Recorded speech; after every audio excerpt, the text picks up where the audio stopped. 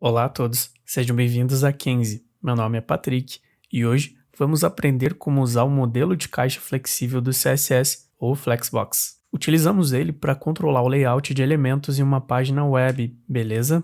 Flexbox é um método de layout unidimensional para layout de itens em linhas ou colunas. Muito simples, né? Os itens se flexionam para preencher o espaço adicional e encolhem para caber em espaços menores. É uma espécie de layout inteligente. Bom, para a gente não se delongar muito, a gente vai direto para a prática e aí a gente vai aprender um pouco mais lá. Mas lembre-se que você precisa praticar bastante esse tipo de conceito que é um pouco abstrato. E aí, pessoal, então a gente está aqui no nosso ambiente mais uma vez. Como sempre, já deixei então preparado um código bem básico com 3 coisas renderizadas aí na tela. A primeira delas é uma caixa vermelha, azul e a terceira é uma amarela, certo? Por que que eu tô fazendo isso? Pra gente brincar um pouco com Flexbox hoje, tá? Então, vamos só dar uma olhada, né, revisada aí nesse código que já é um pouco familiar pra gente. Primeira coisa, as 3 divs que estão sendo renderizadas têm uma classe em comum, que é a box, então, ou seja, as 3 são uma caixa. A única coisa que diferencia elas é o quê? É a cor. Então, as 3 são uma caixa, tem a classe box, mas cada uma tem uma cor aí específica.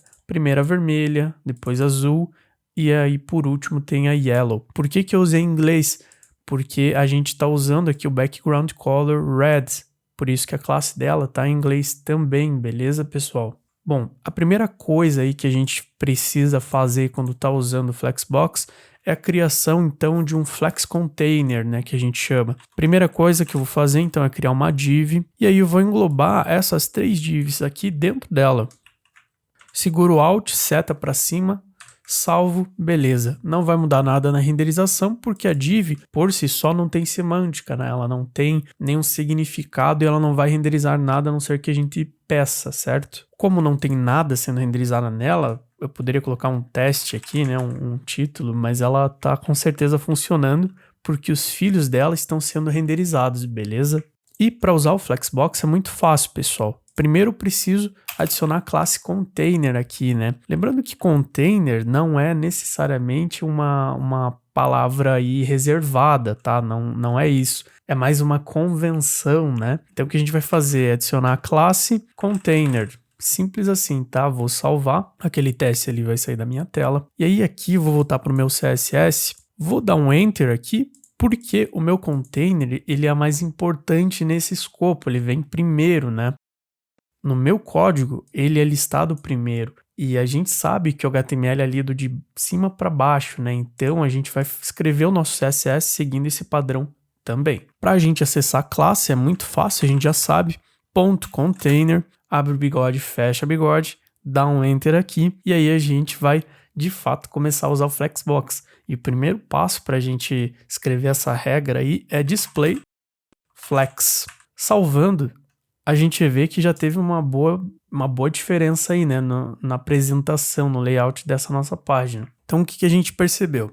O Flex Container é a tag que envolve os itens Flex. Quando a gente indica Display Flex, essa tag passa a ser um Flex Container e os seus filhos são Flex Items, Flex Items.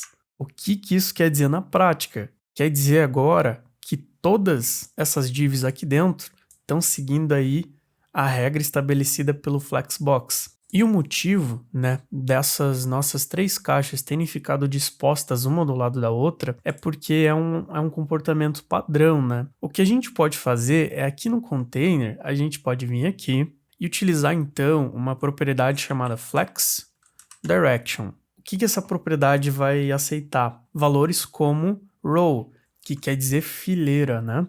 Perceba que quando eu salvar aqui não vai mudar nada, porque realmente já está em fileira, já está disposto, né, em forma de fileira. Mas perceba aqui, ó, se eu utilizar Flex Direction Column, ela volta a ser uma coluna. Para esse vídeo aqui eu vou apagar por enquanto a Flex Direction e a gente vai ficar assim. Agora, pessoal, para a gente testar, eu vou tirar a margem, tá, da caixa. Então, as caixas agora não tem margem. Só para diferenciar de uma forma um pouco mais fácil, eu vou adicionar uma borda. Então, border, um pixel solid e a cor dela vai ser black. Beleza, já dá para dar uma diferenciada um pouco melhor. Uma outra propriedade muito legal aí do Flexbox é a propriedade Justify Content. Essa propriedade, a Justify Content, ela serve para alinhar os itens de acordo com a direção, mas ela só vai funcionar se os elementos filhos não ocuparem todo o espaço do Flex Container. A gente sabe que aqui eles não estão ocupando todo o espaço, então eles vão funcionar de forma perfeitamente. Então, Justify Content, quando eu escrevo aqui, meu editor já dá algumas opções. Vou começar pela primeira, Flex Start. Se eu salvar, você vai ver que ela não vai ter diferença nenhuma no meu display. Porque a Flex Start, ela alinha no início do container. E a gente sabe que esse container, ele está disposto de forma enfileirada. Se a gente vir aqui, a gente vai ver que é uma fileira, né? Ó, container, tá vendo aqui, pessoal? Div, classe container, então a gente sabe que esse é o nosso container. Ele está enfileirado, beleza? Então, todas as minhas caixas vão ficar no começo desse Flexbox, desse container. Agora, se eu utilizar o valor ao invés de Flex Start para Flex End, olha que legal, ele vai lá para o final. E o container ainda assim começa aqui na pontinha da página. Também tem outros valores aí para o Justify Content. Muito utilizado é o Center, né, para centralizar. Então, Justify Content Center. E aí vai ficar exatamente no centro desse container, beleza? Outros dois muito utilizados é o Space Between. Ele vai criar um espaçamento igual, exatamente igual entre os elementos. O primeiro vai grudar no início e o último no final. E aí ele tenta ajustar de forma igual, né, o espaço entre eles, Space Between. E aí também temos o Space Around.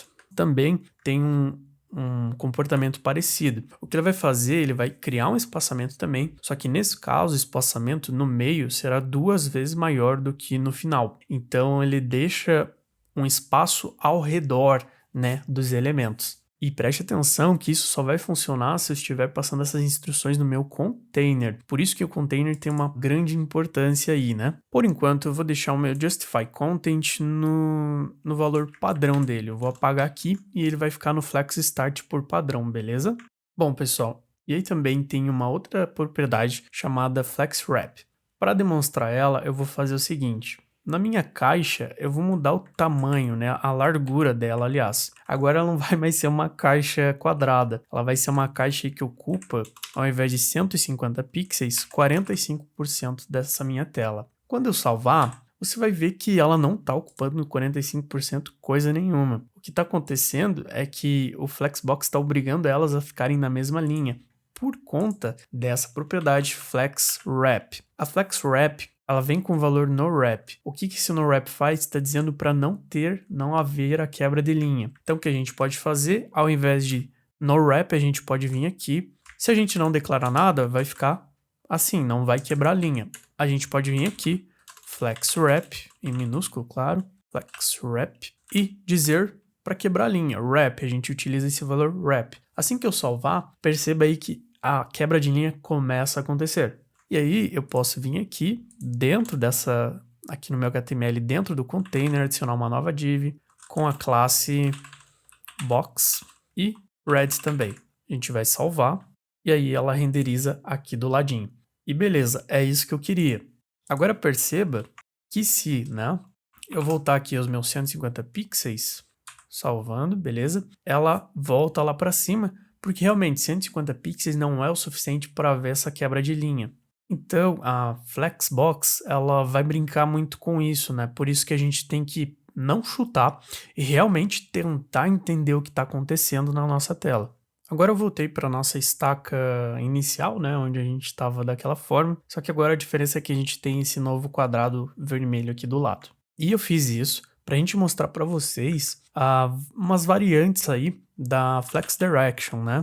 Então, Flex Direction, a gente sabe que a gente testou, então, a row, que seria a fileira, que é a que está agora, a column, onde seria uma coluna, mas perceba que, olha que legal, a gente tem também, só vou diminuir aqui o tamanho das duas caixas, das 4 caixas, aliás, vou deixar 80 pixels para ficar mais fácil. Flex Direction, vou deixar coluna, beleza? Então, a gente sabe que é vermelho, azul, amarelo e vermelho de novo. O que vai acontecer se eu trocar esse vermelho para um azul, ok?